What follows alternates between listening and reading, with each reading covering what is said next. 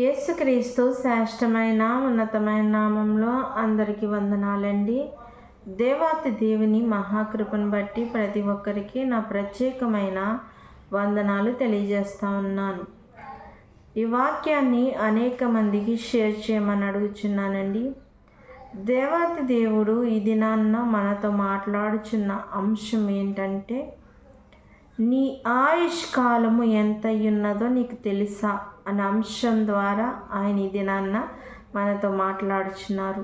అయితే కీర్తన గ్రంథము 90వ కీర్తన 10వ చరణం ఇక్కడ చూసినట్లయితే, మా ఆయుష్ కాలము 70 సంవత్సరములు, అధిక బలమున్న ఎడల 80 సంవత్సరములు, అయినను వాటి వైభవము ఆయాసమే, దుఃఖమే, అది త్వరగా గతించును, మేము ఎగిరిపోదుము. దేవుడు ఈ పరిశుద్ధ వాక్యము దీవించునుగాక. ఆమేన్. ప్రార్థన. సర్వోన్నత సర్వాధికారి సర్వకృపానిధి నీ కృపగల నామంలో స్తుతి స్తోత్రములు చెల్లించుకుంటున్నాం. ఎక్కడైతే నాయన 2-3 ఏకీవిస్తారో వారి మధ్య సెలవిచ్చిన వాడ నీకు వందనాలు. ఇది నాన్న తండ్రి మీరు మాట్లాడుచున్న వర్తమానంకే వందనాలు. ఏ విధంగా చెప్పాలో ఏమి చెప్పాలో నాకు తెలియదు, కానీ నాయన మీరే నాతో మాట్లాడమని అడుగుచున్నాను. లోతైన విషయాలు తెలియజేయమని అడుగుచున్నాను. అట్టి కృప ధన్యత దయచేయమని నజరేస్తున్నత నామములో అడుగుచున్నాను తండ్రి. ఆమేన్.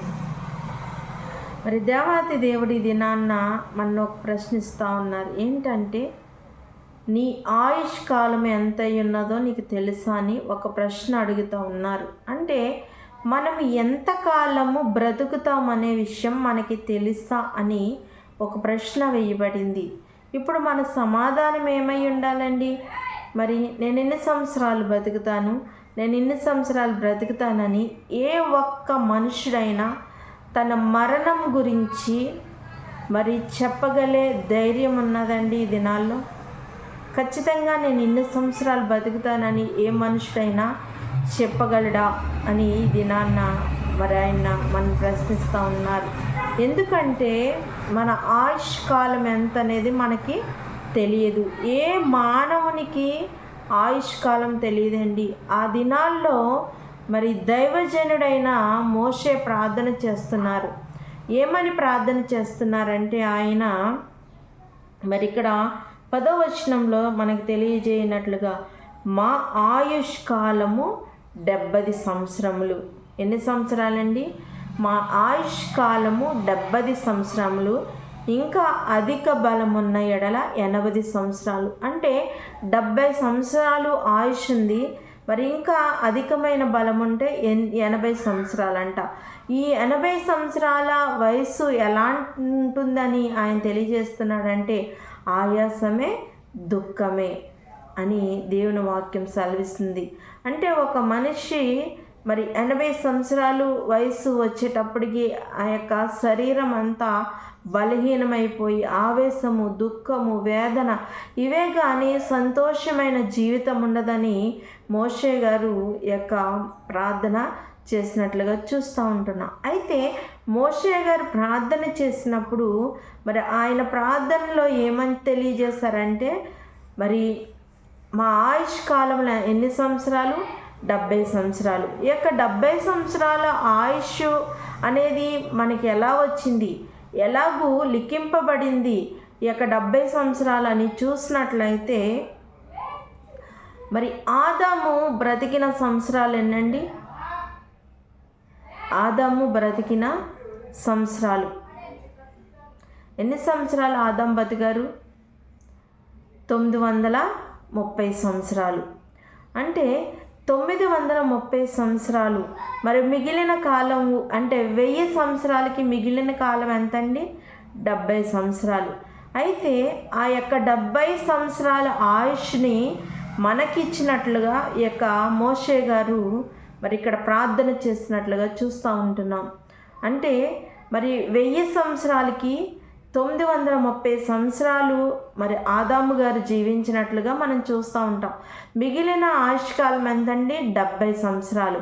ఆ 70 సంవత్సరాల ఆయుష్ మనుషులకి ఇవ్వబడినట్లుగా ఈ యొక్క జీవగ్రంథంలో రాయబడి ఉన్నది. అయితే ఆ యొక్క 70 సంవత్సరాల ఆయుష్ కాలం అంతయు బాగానే ఉంటుంది, కానీ 80 సంవత్సరాలు జీవించిన మనిషి జీవితంలో ఎలా ఉంటుందండి ఇక్కడ తెలియజేయబడుతుందంటే ఆయాసము, దుఃఖమే అని. అయితే అది మోషే గారు చేసిన ప్రార్థన. అయితే ఇప్పుడు ఒక మనిషి ఆయుష్ కాలము ఎవరైనా చెప్పగలరా? ఒక మనిషి ఇన్ని సంవత్సరాలు బ్రతికి ఉంటాడని ఒకని ఆయుష్ కాలము ఎవరైనా చెప్పగలరా? ఇప్పుడు సపోజ్ నేనే ఉన్నానండి, నేను ఇన్ని సంవత్సరాలు బ్రతికుతాను, నా ఆయుష్ ఎంత కాలము ఉందని నేను ఎవరికైనా చెప్పగలుగుతానండి? అంటే నా ఆయుష్ ఎంతవరకు ఉంటుందనేది నాకు తెలియదు. అంటే నేను ఎంతవరకు బ్రతుకుతాననేది నాకు తెలియదు. మరి అలానే మరి ఏ ఒక్క మనిషి జీవితంలో అయినా నేను ఇన్ని సంవత్సరాలు బ్రతుకుతాను అని ఎవరైనా చెప్పగలరండి? చెప్పలేరు. అంటే ఇప్పుడు ఒక మరణం అనేది ఎప్పుడు ఏ విధంగా ఏ మనిషికి వస్తుందో తెలియదు. ఆయుష్ అనేది ఎంతకాలం అనేది తెలియదు. ఎందుకంటే కొంతమంది చిన్న బిడ్డలు చనిపోతూ ఉన్నారండి, లేకపోతే కొంతమంది యవనస్తులు చనిపోతూ ఉంటున్నారు, కొంతమంది మరి నడు వయసులో ఉన్నవారు చనిపోతూ ఉన్నారు, మరి కొంతమంది వృద్ధాప్యంలో ఉన్నవారు చనిపోతూ ఉన్నారు. అంటే ఎవరి ఆయుష్ కాలము ఎంత అనేది ఎవరము చెప్పలేము.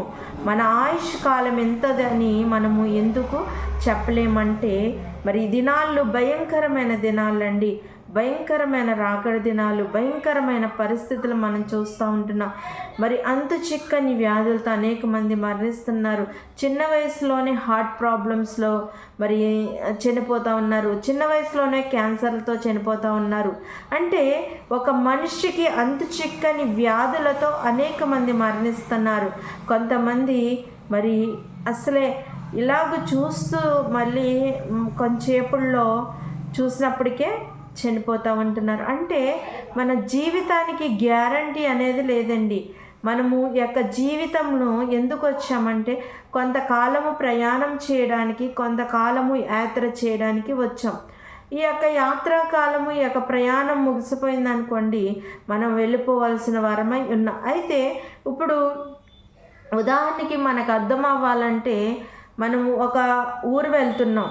ఒక ఊరు వెళ్తున్నప్పుడు మరి 10 గంటలకి బస్సు అనుకోండి, 10 గంటలకి వెళ్ళి మనం బస్సు ఎక్కుతాం. ఆ బస్సులో ప్రయాణం ఎంతవరకు ఉంటుందండి? గంట, 2 గంటలు. అలానే బస్సులో ప్రయాణం చేస్తూ వెళ్ళిపోతారా? లేకపోతే ట్రైన్లో ప్రయాణం చేస్తూ అలానే వెళ్ళిపోతారా? వెళ్ళిపోము.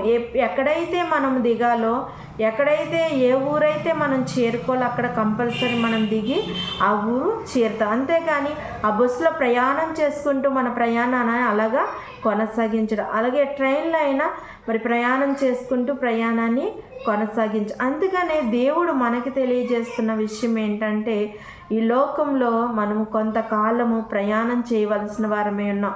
ఆ ప్రయాణం ఎప్పుడు ముగిసిపోతుందనేది మనకు తెలియదు. కాబట్టి మనము బ్రతికుండగా, మన ఆయుష్ ఉండగానే మనము దేవుని వాక్యాన్ని అనుసరించి నడుచుకోవాలండి. ఎందుకంటే భయంకరమైన దినాల్లో జీవిస్తున్నాం, భయంకరమైన రాకడ దినాల్లో మనం జీవిస్తున్నాం. కాబట్టి మన జీవితంలో దేవుని యొక్క ప్రాధాన్యతను తెలుసుకుని దేవుని వాక్యానుసారంగా మనం నడుచుకున్నట్లయితే మనం బ్రతికిన జీవితానికి ఒక అర్థం అనేది ఉంటుందండి.